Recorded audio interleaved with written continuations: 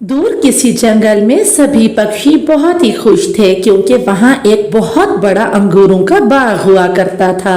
सभी पक्षी भोजन के लिए बिल्कुल बेफिक्र थे। वो अंगूर खाया करते जो बहुत मीठे थे।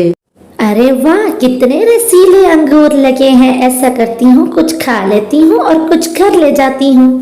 सभी पक्षी बहुत बेचिंतित और बहुत ही ज्यादा खुश थे। सहेलियां बालियां इकट्ठी होकर खूब बातें किया करती। सहेलियों, आज मेरे घर में पकौड़ों की दावत है, शाम को आ जाना। मैं चाय और पकौड़े बना रही हूँ आज।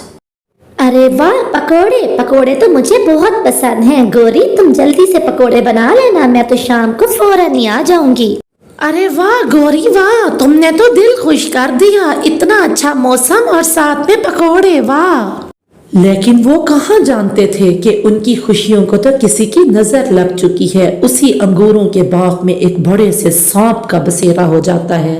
सांप ने तो उस पूरे जंगल पे कहर बरसा दिया था और वो सभी पक्षियों के अंडे चुरा के ले जाता और जो चोरी ना करने देता तो उसे छीन के ले जाता। कालू कवे, ये अंडा मेरे हवाले कर दो वरना ये तुम्हारा बेटा राजू कवा ये आज नहीं बचेगा। मैं इसको खत्म कर दूंगा, वरना चुपचाप अंडा दे दो। बाबा बाबा बचा लो मुझे, बाबा बचा लो मुझे, सांप से बहुत डर लगता है। बाबा ये मुझे काट लेगा, बाबा ये मुझे खा जाएगा, मुझे बचा लो मेरे बाबा, मुझे बचा लो। अरे अरे राजू कवा, मेरे बेटे फिक्र ना करो। सांप सांप, तुम ऐसा ना करो। सांप छोड़ दो मेरे बेटे को जाने दो, तुम ऐसा ना करो। मैं तुम्हें बता चुका हूँ कालू कवे, अगर तुम अपने बेटे की सलामती चाहते हो तो इस अंडे को मेरे हवाले कर दो, वरना तुम्हारे बच्चे की जान यहीं खत्म हो जाएगी। अरे नहीं नहीं, ऐसा मत करो सांप जी, ऐसा मत करो। गोरी गोरी, जल्दी से ये वाला अंडा इसको दे दो, वरना हमारे राजू की जान खतरे में है। बस फिर क्या था, सांप वहां से अंडा लेके चला जाता है और गोरी कवि और कालू कवा उसका मुंह देखते रहते हैं। कालू जी, ये क्या किया आपने? आपने ये मेरे साथ बिल्कुल भी अच्छा नहीं किया। मेरा अंडा आपने उस सांप को दे दिया। आप ऐसा कैसे कर सकते हैं अपने होने वाले बच्चे के साथ? देखा नहीं था तुमने गोरी कवि, किस तरह से वो हमारे राजू कवे को दबोच के खड़ा हुआ था। अगर हमारा राजू कवा चला जाता तो क्या हम खुद को माफ कर सकते थे? ऐसा नहीं हो सकता था। जो बच्चा अभी आया नहीं उसके लिए हम जो बच्चा हमारा है उसको कुर्बान नहीं कर सकते थे। सांप का कहर तो बढ़ता ही चला जा रहा था। वो रोज किसी न किसी पक्षी के अंडे जाके चुरा लिया करता और खा लिया करता था। अरे वाह, ताजा ताजा चिड़िया का अंडा, ये तो खा के मजा ही आ जाएगा। ऐसा कहते हुए वो उस अंडे को खा लेता है और वहां से चला जाता है। चिड़िया और चिड़ा वो भी वहां उतनी देर में वापस आ जाते हैं। जब वो आके अपने घोंसले को खाली देखते हैं तो बैठ के बहुत रोते हैं। अंडा, हमारा अंडा कहाँ चला गया? लगता है ये उसी सांप का काम होगा जिसके बारे में हर कोई बात कर रहा है। सभी पक्षी एक जगह पे इकट्ठे होते हैं। अब तो सभी बहुत परेशान हो गए थे उस सांप से। ऐसा कब तक चलेगा? हमें कुछ तो सोचना ही होगा ना।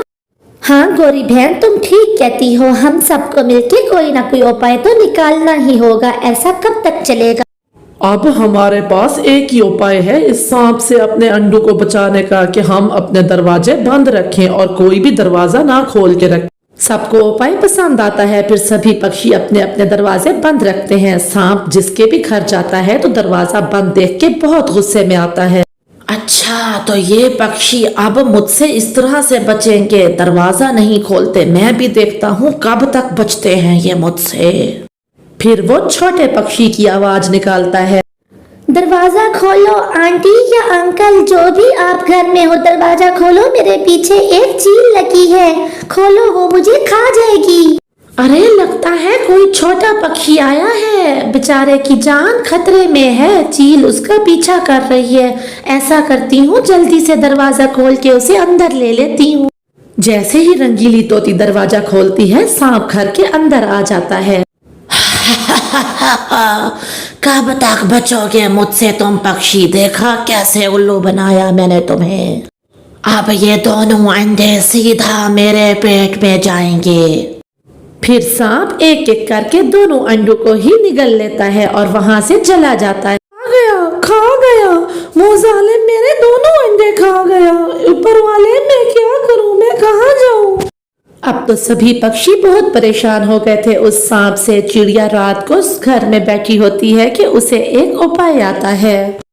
हाँ, ऐसा ठीक रहेगा जैसा मैंने सोचा है। यही तरीका है उस सांप से जान छुड़ाने के लिए। ऐसा करती हूँ, मैं कालू कौवा और गोरी कवि के पास जाती हूँ, उससे जाके अपना ये आइडिया बताती हूँ। इस तरीके से हम सांप से जान भी छुड़ा लेंगे और हमारे जंगल में फिर से खुशहाली आ जाएगी। वो सांप ज्यादातर अंगूरों के बाग में रहता है। ऐसा करती हूँ कि वहीं पर ही जाके ये काम हम करेंगे। कालू के पास जाती हूँ। बस फिर क्या था, जैसे तैसे रात तो गुजार लेती है और सुबह होते ही चिड़िया वहां से उड़ती हुई कालू कौवा के पास चली जाती है। वो कालू कौवे के पास आके कहती है, कालू कौवा, मुझे एक उपाय आया है। मेरे पास बहुत अच्छा उपाय है इस सांप से जान छुड़ाने को। सुनो मेरी बात, अब मैं तुम्हें अपना उपाय बताती हूँ। मैं तो सोच रही थी कि उस सांप से जान छुड़ाने का अब हमारे पास कोई रास्ता नहीं है। अगर तुम इस समस्या का कोई उपाय ढूंढ के आई हो तो बताओ चिड़िया। फिर क्या था, रात को जो चिड़िया ने बैठ के प्लान किया था वो सारे का सारा प्लान कालू कौवा के सामने रख देती है। कालू कौवा और वो मिलके उस प्लान पर अमल करने लगे। बस यही वो सोच रही थी। अरे वाह मीनू चिड़िया, आइडिया तो बहुत अच्छा है। अगर इस प्लान पर अमल हो जाए तो क्या ही बात है। हम ऐसा करते हैं, अभी चलते हैं। फिर अपने प्लान के मुताबिक कालू कौवा और मीनू चिड़िया वहां से उड़ते हुए वहीं चले जाते हैं जहां पर सांप का बसेरा था। चिड़िया वहां जाके अपना अंडा रख देती है और खुद छुप जाती है। सांप अंडे के पीछे आ जाता है। जैसे ही सांप आता है तो चिड़िया सांप पकड़ने वाली बीन बजाने लगती है। इस आवाज को सुनते ही सांप तो वश में आ जाता है और वो झूमने लगता है। बस फिर क्या था, चिड़िया ने सांप को अपने वश में कर लिया था और कालू कौवा निकल के जल्दी से खंजर से वार कर देता है और सांप के 2 टुकड़े हो जाते हैं। सांप वहीं पर मर जाता है और सभी बहुत खुश हो जाते हैं। उनका प्लान काम कर गया।